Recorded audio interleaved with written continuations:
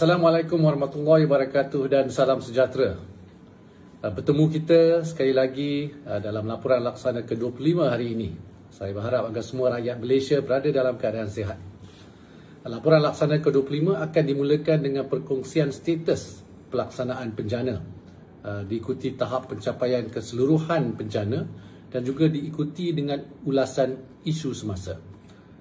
Pelaksanaan inisiatif prihatin akan dikongsi sebagai lampiran dan dimuat naik ke laman web Kementerian Kewangan serta saluran media sosial rasmi kita. Di bawah bencana, inisiatif telah dikategorikan kepada 3 matlamat utama, iaitu memperkasakan rakyat, melonjakkan perniagaan dan juga ketiganya merangsang ekonomi. Saudara dan saudari yang dihormati, kita mulakan dengan inisiatif di bawah matlamat pertama, iaitu memperkasakan rakyat. Pertama, skim peduli kesihatan untuk kumpulan B40 ataupun PEKA B40 yang dikawal selia oleh Kementerian Kesihatan Malaysia. Mereka yang layak iaitu penerima BSH dan pasangan yang berdaftar dan berumur 40 tahun dan ke atas akan dibiayai sepenuhnya oleh kerajaan untuk melakukan saringan kesihatan di klinik-klinik yang berdaftar.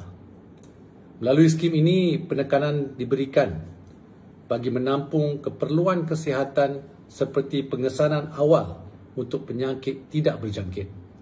Di antara 1 Julai hinggalah 2 Oktober, sebanyak 107,717 tuntutan diterima dengan jumlah 8.45 juta ringgit. Pemohon yang layak bakal menerima manfaat lain daripada skim ini, yang terdiri dari bantuan alat perubatan, insentif melengkapkan rawatan kanser dan insentif tambang pengangkutan. Pendaftaran masih dibuka dan saya ingin menggalakkan mereka yang layak agar mengambil peluang ini dan mendaftar melalui pautan rasmi KKM. Kedua, program bantuan sosial bagi golongan mudah terjejas. Setakat 2 Oktober, sejumlah 66.4 juta ringgit telah disalurkan dan memanfaatkan seramai 221,345 penerima yang merangkumi pertamanya OKU berdaftar, ini sebanyak 55.73 juta ringgit kepada 185,770 penerima, ibu tunggal 10.13 juta ringgit kepada 33,760 penerima dan sukarelawan program khidmat bantu di rumah sebanyak 544,500 ringgit kepada 1,815 penerima. Ketiga, PSU, program subsidi upah. Bantuan bagi PSU di bawah prihatin diberikan kepada majikan untuk tempoh 3 bulan bermulai April sehingga Jun.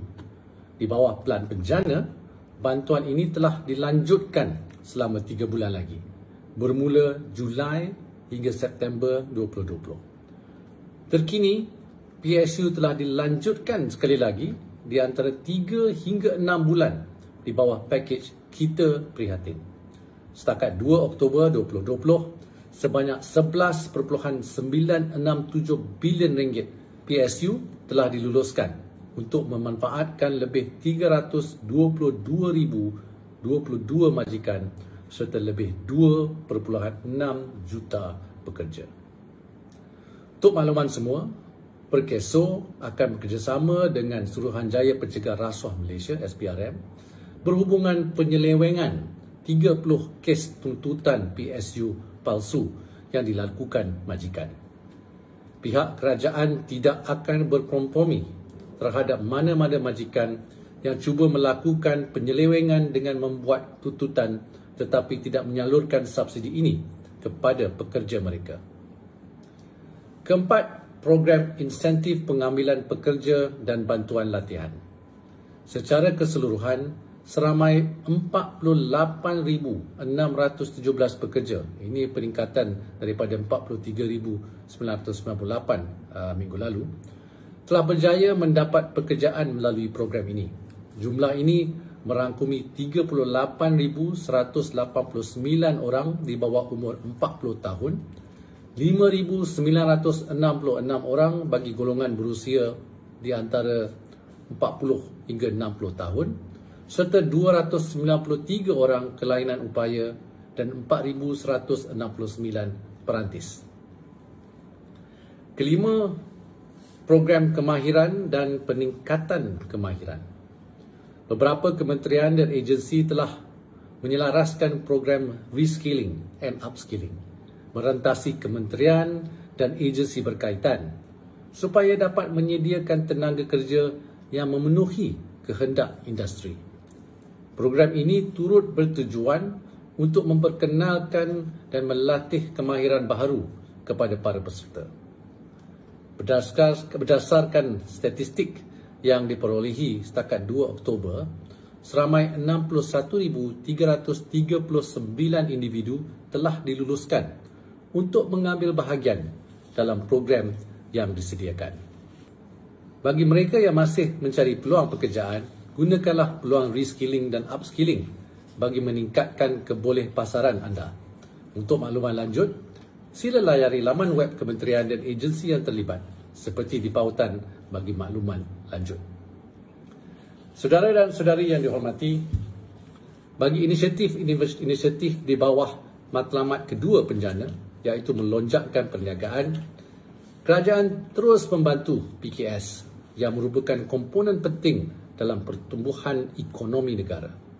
Ini juga memastikan kelangsungan perniagaan selaku salah satu penyumbang utama KDNK negara. Pertama, pembiayaan PKS penjana. Kerajaan telah memperuntukkan dana berjumlah 2 bilion ringgit dan memberi keutamaan kepada PKS yang belum pernah mendapat pinjaman daripada bank sebelum ini. Sehingga 2 Oktober, sebanyak 3,617 permohonan PKS telah diluluskan dengan nilai pinjaman sebanyak 833.6 juta ringgit. Kedua, kerajaan menyediakan bantuan menggalakkan PKS serta syarikat peringkat pertengahan ataupun MTC ke arah pendigitalan operasi dan saluran perdagangan. Ini termasuk peruntukan sebanyak 100 juta ringgit bagi geran Padanan Pendigitalan PKS dengan kerjasama syarikat telekomunikasi dan juga 500 juta ringgit pembiayaan melalui SME Technology Transformation Fund dan geran otomasi pintar berjumlah 100 juta ringgit.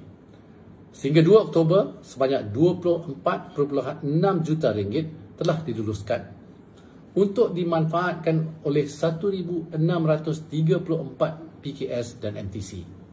Pecahan pemberian geran mengikut jenis adalah seperti berikut. Untuk geran Padanan Pendigitalan PKS, sebanyak 5.3 juta ringgit telah diluluskan kepada 1,616 PKS.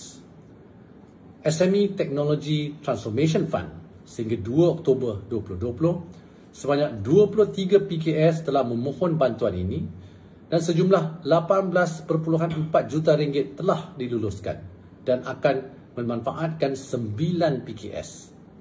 Dan geran otomasi pintar sehingga 2 Oktober 2020, sebanyak 128 PKS telah memohon bantuan ini dan sejumlah 886,486 ringgit telah diluluskan dan akan dimanfaatkan oleh 9 PKS. Ketiga, skim pemulihan perniagaan tekun atau Tekun Business Recovery Scheme. Ini adalah salah satu daripada 2 bantuan pembiayaan untuk menyokong PKS Mikro. Setakat 2 Oktober, sebanyak 76.1 juta ringgit telah disalurkan di bawah TBRS. Ini bagi memanfaatkan 11,481 PKS Mikro. Keempat adalah pembiayaan mikrokredit penjana di bawah Bank Simpanan Nasional, BSN.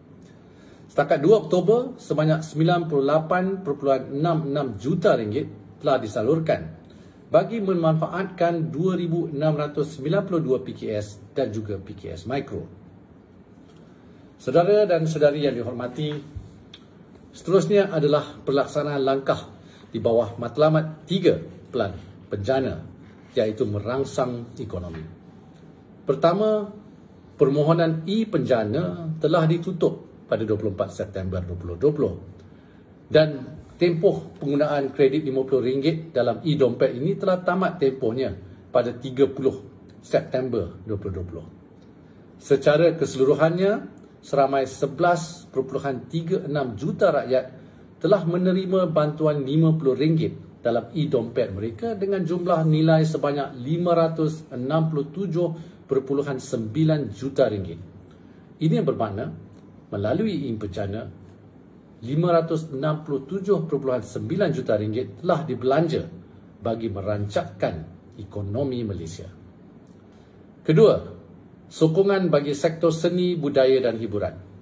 Antara peruntukan yang disediakan adalah sejumlah RM100 juta dalam bentuk pinjaman dan RM30 juta dalam bentuk grant untuk industri kreatif, acara dan pameran di bawah My Creative Ventures, manakala RM10 juta disalurkan melalui cendana. Sehingga 2 Oktober 2020, sebanyak 182 permohonan telah diterima bagi My Creative Ventures bernilai RM43 juta yang sedang sekarang ini dipertimbangkan. Dan bagi inisiatif cendana pula, sebanyak 184 permohonan telah diluluskan dengan nilai RM2.7 juta. Baru-baru ini juga saya berkesempatan untuk mengadakan sesi konsultasi belanjawan 2021 bersama industri kreatif yang diadakan secara maya dengan membincangkan inisiatif-inisiatif yang diperlukan untuk membina sebuah ekosistem kreatif yang lestari dan dinamik. Ini termasuklah memupuk kerjasama sektor korporat yang mampu menjadi pelabur dan rakan seni, keperluan untuk memperluas usaha pembangunan industri di luar bandar dan juga cara-cara untuk meningkatkan penjualan produk kreatif Malaysia. Dengan keazaman dan fokus yang kuat, tiada sebab mengapa kita tidak boleh mengembangkan industri kreatif negara kita sama seperti yang dilakukan oleh negara-negara Asia yang lain seperti Indonesia, Hong Kong dan juga Korea. Kepada para penggiat industri kreatif di luar sana, saya menyeru dan menyarankan supaya mereka menggunakan peluang kemudahan yang disediakan ini untuk menghasilkan karya-karya mereka. Semua pemain industri terlibat bolehlah memohon bantuan dari kedua-dua agensi berkaitan. Saudara dan saudari yang dihormati sekalian, izinkan saya berkongsi tahap pencapaian keseluruhan semasa bagi Pelan Penjana. Bagi pemberian tunai secara one-off seperti e-penjana, bantuan kepada golongan terjejas, grant secara one-off kepada pengendali taska dan tadika yang berdaftar dan juga lain-lain, ini melibatkan pembayaran sebanyak RM655 juta. Pencapaian pelaksanaan adalah mengikut jadual pada tahap 69%. Dan bagi inisiatif yang melibatkan pelaksanaan dalam jangka masa antara 3 hingga 6 bulan pula, seperti lanjutan subsidi upah, My30, Peka B40, Shop Malaysia Online dan lain-lain, ini melibatkan penyaluran sebanyak RM4.38 bilion. Pelaksanaan adalah mengikut jadual pada tahap 56%. Ini adalah tahap yang memberangsangkan memandangkan insentif penjana dilaksanakan secara berfasa bermula antara bulan Jun dan September. Pemantauan proaktif akan terus dilakukan melalui unit laksana dalam memastikan bantuan dapat disalurkan dengan cepat dan efektif. Ini termasuk pakej Kita Prihatin yang diumumkan pada 23 September lepas. Saudara dan saudari yang dihormati sekalian, antara 19 Ogos dan 22 September, agensi laksana telah menjalankan kaji selidik prihatin untuk mendapatkan maklum balas orang ramai mengenai impak pelaksanaan pakej prihatin kepada mereka. Ia juga adalah antara usaha kerajaan untuk mendengar suara rakyat secara berterusan dan hasil dapatan kaji selidik prihatin akan digunakan bagi merangka usaha-usaha pemulihan ekonomi. Ini termasuk Belanjawan 2021 yang bakal diumumkan bulan November ini. Alhamdulillah, lebih 11,000 responden telah diterima daripada rakyat. Ini termasuk sesi turun padang yang telah dibuat oleh pasukan laksana ke lebih 10 lokasi seluruh negara, termasuk Kuala Lumpur, Cyberjaya, Melaka dan Kuala Terengganu. Mereka berjumpa dengan kumpulan SASA yang dikategorikan sebagai menghadapi masalah merentasi golongan pendapatan B40, M40 dan juga T20. Ini termasuk individu yang menganggur, bekerja sendiri atau merupakan pemilik perniagaan dan usahawan. Antara penemuan yang penting untuk dikongsi adalah seperti berikut. Dari segi profil responden, 61% responden adalah di dalam kategori umur 20 hingga 49 tahun. 76% adalah dari golongan B40, 18% daripada M40 dan selebihnya T20. 56% telah berkahwin, 81% mempunyai 1 hingga 4 tanggungan dan 98% daripada responden merupakan pengguna media sosial. Dari segi kepuasan pelaksanaan prihatin, antara dapatan utama kaji selidik prihatin termasuk lebih 80% responden berpuas hati dengan pakej prihatin. Daripada jumlah ini, 55% menyatakan tahap kepuasan yang tinggi dan 26% tahap kepuasan yang biasa. Apabila tahap kepuasan ini dipecahkan mengikut jenis dan tempoh bantuan, ini didapati bagi bantuan secara bersekali sahaja ataupun one off, antara bantuan yang menerima markah kepuasan yang tertinggi ialah BPN ataupun Bantuan Prihatin Nasional dan juga MySalam. Pelaksanaan elon pemandu teksi juga mendapat tahap kepuasan yang tinggi pada kadar 57%. Bagi bantuan yang dilaksanakan di antara 3 hingga 6 bulan pula, kepuasan tertinggi adalah untuk program pengekalan pekerja, ini 70%, diikuti moratorium PT-PTN 69% dan juga allowance untuk Barisan Harapan 69%. Dan moratorium pinjaman bank automatik serta diskaun elektrik, ini kedua-duanya 67%. Pelaksanaan pemberian internet percuma 1 GB pada tahap kepuasan 65%. Bagi bantuan bersifat jangka masa panjang, skim pencen swasta dan pencaruman ataupun pengurangan caruman KWSP mendapat tahap kepuasan tertinggi, 69%. Manakala pengecualian tapak sewa dan pengecualian sewa projek perumahan awam mendapat tahap kepuasan paling rendah pada kadar 60%. Seterusnya, kaji selidik prihatin juga telah bertanyakan responden soalan mengenai penerimaan dan penggunaan bantuan-bantuan. Antara dapatan utama termasuk 50% responden telah menerima antara 3 hingga 5 bantuan yang berbeza. Ini menunjukkan bahawa kepelbagaian bantuan prihatin telah dapat melindungi rakyat daripada pelbagai sudut keperluan. 77% responden yang telah menerima bantuan prihatin telah menggunakannya untuk perbelanjaan isi rumah. Perbelanjaan isi rumah yang utama adalah kos makanan, diikuti utility dan juga kos pengangkutan. Daripada kesemua langkah-langkah di bawah prihatin, 3 bantuan utama yang diterima dan dimanfaatkan responden adalah BPN atau prihatin, internet percuma dan juga diskaun elektrik. Bergerak ke hadapan, hasil dapatan kaji selidik prihatin akan digunakan oleh kerajaan dalam merangka langkah-langkah yang komprehensif dan menyeluruh di bawah Belanjawan 2021. Antara dapatan yang akan diberi pertimbangan merangkumi perkara berikut.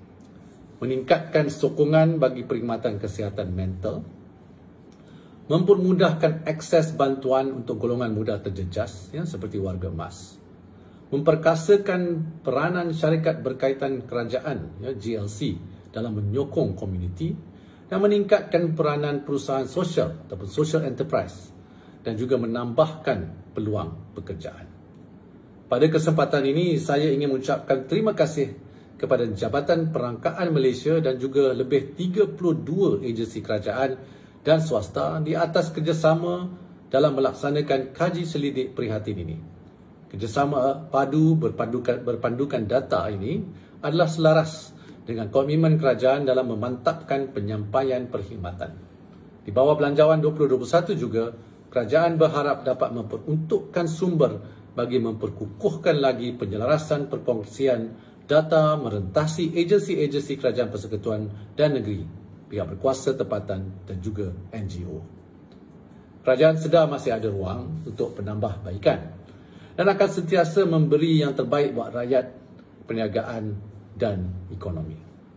Mengikut kenyataan terbaru daripada Jabatan Perangkaan Malaysia, kadar pengangguran pada bulan Ogos kekal di paras 4.7%.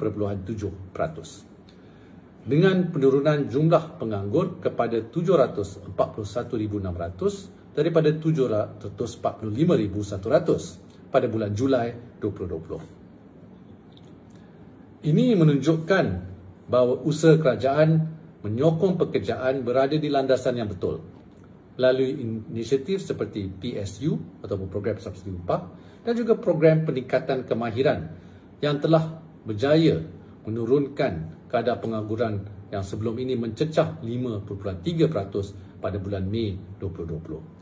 Usaha ini akan diteruskan menjelang Belanjawan 2021 yang bakal dibentangkan November ini. Seperti yang diketahui umum, kerajaan pada minggu ini telah mengumumkan Perintah Kawalan Pergerakan Bersyarat PKPB di Sabah, Selangor, Putrajaya dan Kuala Lumpur. Keputusan ini dilakukan setelah mengambil kira peningkatan kes baharu COVID-19 di kawasan-kawasan tertentu dan juga corak penularan jangkitan wabak tersebut. Saya berharap semuanya tabah dan memahami bahawa tindakan ini diambil bagi melindungi rakyat. Janganlah kita leka. We are still at war with the unseen enemy. Kerajaan mengambil pengalaman daripada langkah-langkah kawalan pergerakan yang lalu dan kesan langkah tersebut terhadap punca pendapatan dalam usaha memutuskan rangkaian penularan wabak COVID-19. Diingatkan bahawa PKPB ini berbeza dengan PKP yang dilaksanakan pada bulan Mac hingga Mei, di mana hampir keseluruhan aktiviti ekonomi seperti perniagaan, perkilangan dan juga gerai-gerai masih boleh beroperasi dengan mengikuti SOP yang ditetapkan. Saya memberi jaminan bahawa kerajaan akan mengimbangi kawalan pergerakan dan keperluan melakukan aktiviti seharian demi untuk terus melindungi nyawa dan kehidupan. Sebagai Menteri Kewangan, memastikan agar rakyat dapat terus mencari rezeki dan perniagaan dapat terus berniaga adalah penting kepada saya. Kelangsungan ekonomi perlu dilindungi untuk memastikan momentum pemulihan ekonomi dapat dikekalkan. Akhir kata, marilah kita sama-sama berjuang dengan bersungguh-sungguh dalam melawan COVID-19 di Malaysia. Sentiasa patuh kepada amalan norma baru dengan amalan penjarakan fizikal, menjaga kebersihan dan kesihatan serta kawalan sendiri dalam mematuhi SOP yang dikeluarkan kerajaan. InsyaAllah, jangan alpa, kita pasti menang. Sekian, terima kasih.